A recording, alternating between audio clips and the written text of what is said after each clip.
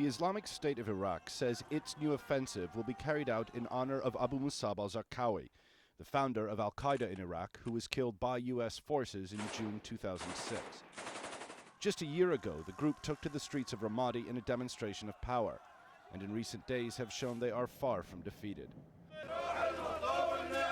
On Friday, the funeral was held for Abdul Sattar Abu Risha, the Sunni tribal leader who led recent efforts to drive Al-Qaeda from Al-Anbar province.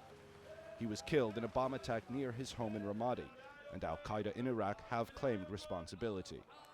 His funeral was attended by many of the country's political and military leaders, and his death is a major blow to those hoping recent successes in Anbar might be replicated elsewhere across the country.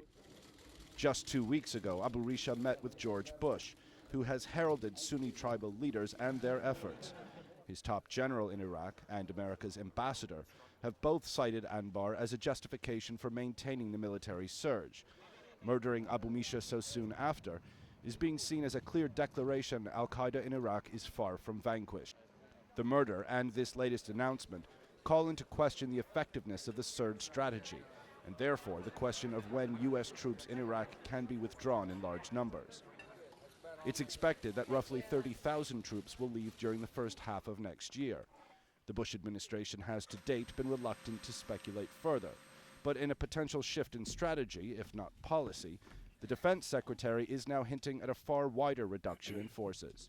As you heard the first 2 days this week, I think General Petraeus has a lot of confidence in our troops and a lot of confidence in the successes that we've had so far. And on that basis has been able to make his projections and plans for the first half of the year. We'll see how it goes from there. But just to be clear, on that hope, going at the same pace for the second half of the year, that gets us down to about 10 combat brigades by January of 2009, about 100,000 troops for the next president That of would the be United the States. math. But that suggestion of fewer than 100,000 American forces in Iraq is wholly dependent on the military surge plan working. Abu Misha's death undercuts the central claim of success to date. And while this latest prominent death is a blow to the military campaign, Iraq's political leadership is also under pressure.